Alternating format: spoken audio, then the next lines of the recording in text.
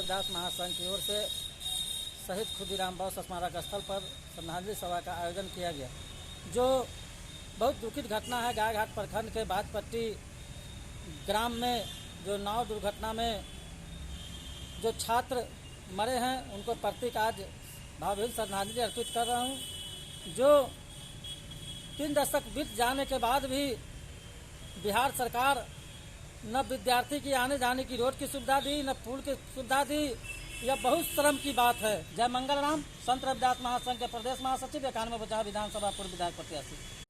आज संत रविदास महासंघ के बैनर तले हम लोग गायघाट में जो नाव दुर्घटना घटित हुई है उसमें पीड़ित परिवार और जो बच्चे का देहांत हुआ है उनके प्रति भावभीनी श्रद्धांजलि अर्पित करने हेतु हम लोग उपस्थित हुए हैं।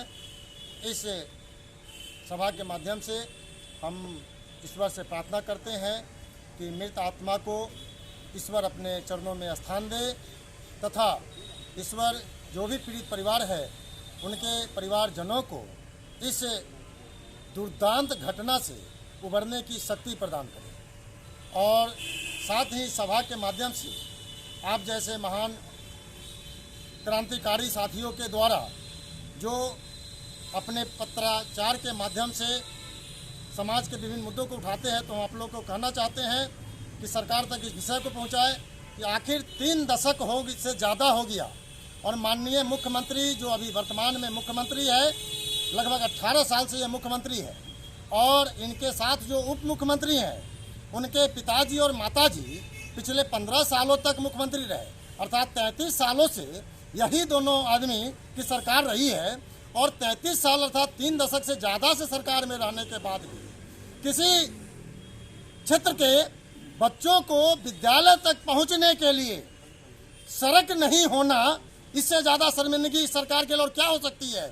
इससे ऐसे सरकार को अपने स्वतः संज्ञान लेते हुए इस्तीफा दे देना चाहिए था। हम तो माननीय मुख्यमंत्री से कहना चाहेंगे कि अगर उनके अंदर थोड़ी सी भी गलानी बची है तो वह तत्क्षण इस्तीफा दे दे और माफी मांगे बिहार के जनता से कि 18 सालों से सरकार में है, तुरंत पलट के इधर, तुरंत पलट के उधर। और बिहार के कम से कम दलित समाज के तो 50% से ज़्यादा आबादी आज भी बगैर सड़क के गुजारा बसर करता है। ऐसी दुखद स्थिति माननीय मुख्यमंत्री जी, आप इस समाज को बांटने का काम करते हैं। ये समाज के जो लोग हैं वो आपको पहचान लिया है। आपने अनुसूचित जाति को 2 भागों में बांटने का काम किया है, जाति जाति में बांटने का काम किया है। ये जो दुर्दांत घटनाएं हैं, आप बांट बांट के वोट की राजनीति करते हैं और समाज को मुख्य धारा से जोड़ने का कार्य नहीं करते हैं। बच्चों, वो मरने वाले बच्चे कौन थे? वो परीक्षा देने के लिए जा रहे थे, अंडर 10 वो बच्चे थे, विद्यार्थी थे।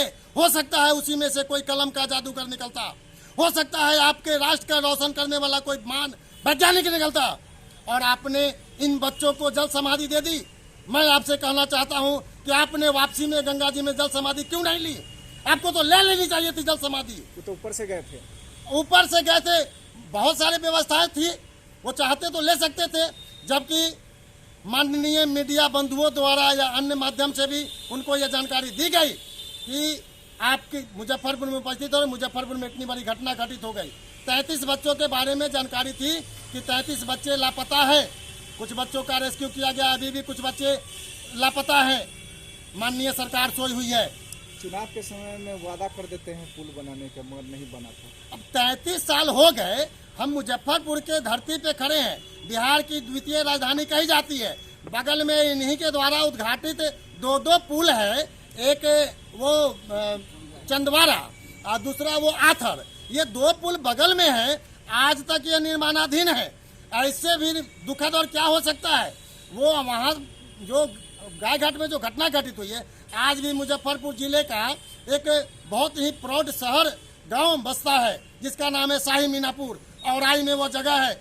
आज भी बहुत सारे क्षेत्र है, ऐसे ऐसे एक शहर का जगह का नाम है, माननीय मुख्यमंत्री जी को पता होगा, जहाँ से उनको लाखों नहीं करोड़ों रुपए में क्या बोलते हैं कि टैक्स जाता है, और वहाँ पे सड़क नहीं है। तो माननीय मुख्यमंत्री जी क्या कर रहे हैं? अच्छा लॉलीपॉप देते हैं और बांट करके ये समाज को बांटते हैं। ये दलित और महादलित के नाम पे बांटा इन्होंने। पहली बार सरकार में 5 में आए 2006 में इन्होंने अनुसूचित जाति को 2 भागों में बांटा। अर्थात यह पहला बिहार का नहीं भारत का मुख्यमंत्री है जो समाज को जातियों में बांटने का काम करता है, विकास के नाम पे सिर्फ ठगने का काम करता है। जब लोकसभा की चुनाव आती है तब बताया जाता है बागमती को चचरी मुक्त किया जाएगा।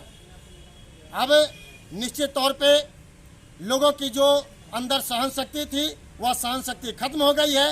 वादे पे वादे, वादे पे वादे और तुरंत इधर तुरंत उधर, लोगों में ये भाव जो थी अब वो लगभग खत्म हो गई है। लोगों की जो भी आशा प्रत्याशा थी सारी खत्म हो गई है। अब इनको इस बात का भी एहसास होगा कि बांटने से राजनीति नहीं चलती है, जोड़ने से राजनीति चलती है। समाज को मुखौटा दिखाने से राजनीति नहीं चलती है, उसको मुख्यधारा में लाने से होती है। समाज का विकास मुख्यधारा में बच्चे जब तक नहीं आएंगे विकास कदापि संभव नहीं है। रंजीत कुमार, राष्ट्रीय अध्यक्ष संत रविदास महासंघ।